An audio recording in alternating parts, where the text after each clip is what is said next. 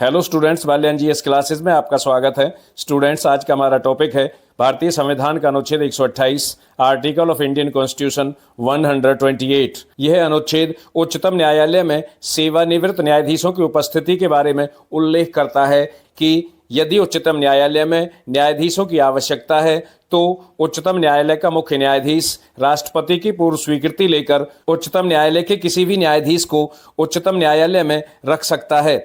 इस अनुच्छेद में यह व्यवस्था भी की गई है कि उच्च न्यायालय के सेवानिवृत्त न्यायाधीश को उच्चतम न्यायालय के न्यायाधीश के रूप में भी नियुक्त किया जा सकता है। कहने का तात्पर्य है कि उच्चतम न्यायालय में न केवल उच्चतम न्यायालय से सेवानिवृत्त न्यायाधीश को ही नियुक्त किया जा सकता है, बल्कि इसके साथ साथ उच्च न्यायालय से भी किसी सेवानिवृत्त न्यायाधीश को उच्चतम न्यायालय में न्यायाधीश के रूप में नियुक्त किया जा सकता है। ऐसी व्यवस्था कब की गई थी? इस तरह की व्यवस्था 15वें संविधान संशोधन अधिनियम 1963 में की गई। और 1963 में किस संविधान संशोधन के द्वारा यह व्यवस्था की गई थी? 15वें संविधान संशोधन के द्वारा इस तरह की व्यवस्था की गई थी। अनुच्छेद 128 के मुख्य बिंदु, आइए हम अनुच्छेद 128 के मुख्य बिंदुओं पर या महत्वपूर्ण पहलुओं पर विचार करें। नंबर 1, भारत का मुख्य न्यायाधीश राष्ट्रपति की पूर्व सहमति से उच्चतम न्यायालय तथा उच्च न्यायालय के किसी भी सेवानिवृत्त न्यायाधीश से उच्चतम न्यायालय के न्यायाधीश के रूप में कार्य करने के लिए कह सकता है।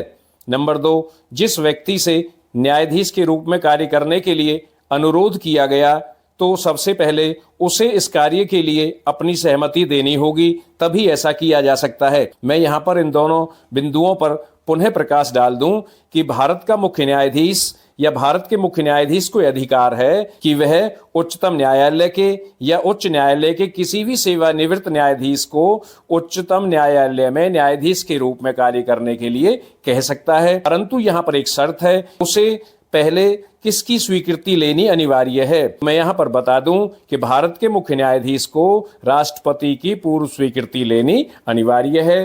पहले उसे राष्ट्रपति से अनुमति लेनी होगी और तब भारत का मुख्य न्यायाधीश इस तरह से कर सकता है। नंबर 2, जिस व्यक्ति को न्यायाधीश के रूप में कार्य करने के लिए अनुरोध किया जाएगा तो उस व्यक्ति से अनुरोध करने से पहले सहमति भी ली जानी आवश्यक होती है। यानी उस व्यक्ति से सहमति ली जाएगी। जब वह व्यक्ति अपनी सहमति दे देगा तो ही उसे इस तरह से कार्य करने के लिए अनुरोध किया जा सकता है।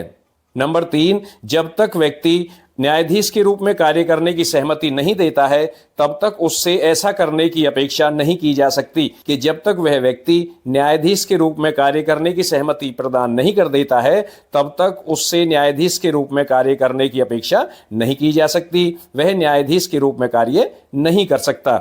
नंबर 4, इस तरह कार्य करने वाले व्यक्ति को राष्ट्रपति द्वारा निर्धारित भत्ते दिए जाएंगे। जो व्यक्ति न्यायाधीश के रूप में कार्य करेगा तो उसे राष्ट्रपति के द्वारा निर्धारित किए हुए भत्ते प्रदान किए जाएंगे। उसे वे ही भत्ते दिए जाएंगे जो उच्चतम न्यायालय के अन्य न्यायाधीशों को दिए जाते हैं और जिनका निर्धारण कौन करता है? जिनका निर्धारण भारत का राष्ट्रपति करता है। नंबर 5, इस तरह कार्य करते समय उसे उच्चतम न्यायालय के न्यायाधीश को मिलने वाले सभी अधिकार, शक्तियां और विशेष अधिकार प्रदान किए जाएंगे। जब ऐसा व्यक्ति उच्चतम न्यायालय के न्यायाधीश के रूप में कार्य करेगा या उच्चतम न्यायालय की बैठकों में भाग लेगा तो उसे वे ही विशेष अधिकार, शक्तियां और अधिकार दिए जाएंगे जो उच्चतम न्यायालय के अन्य न्यायाधीशों को दिए जाते हैं।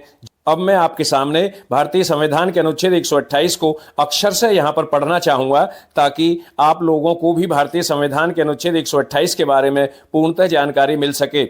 इस अध्याय में किसी बात के होते हुए भी भारत का मुख्य न्यायाधीश किसी भी समय राष्ट्रपति की पूर्व सहमति से किसी व्यक्ति से जो उच्चतम न्यायालय या संघीय न्यायालय के न्यायाधीश का पद धारण कर चुका है या जो उच्च न्यायालय के न्यायाधीश का पद धारण कर चुका है और उच्चतम न्यायालय का न्यायाधीश नियुक्त होने के लिए सम्यक रूप से अर्हित है, उच्चतम न्यायालय के न्यायाधीश के रूप में बैठने और कार्य करने का अनुरोध कर सकेगा। और प्रत्येक ऐसा व्यक्ति जिससे इस प्रकार अनुरोध किया जाता है। इस प्रकार बैठने और कार्य करने के दौरान ऐसे भत्तों का हकदार होगा जो राष्ट्रपति आदेश द्वारा अवधारित करे और उसको उस न्यायालय के न्यायाधीश की सभी अधिकारिता, शक्तियां और विशेष अधिकार होंगे, किंतु उसे अन्यथा उस न्यायालय का न्यायाधीश नहीं समझा जाएगा। परंतु जब तक यथापूर्वोक्त व्यक्ति उस न्यायालय के न्यायाधीश के रूप में बैठने और कार्य करने की सहमति नहीं दे देता है, तब तक इस अनुच्छेद की कोई बात उससे ऐसा करने की अपेक्षा करने वाली नहीं समझी जाएगी।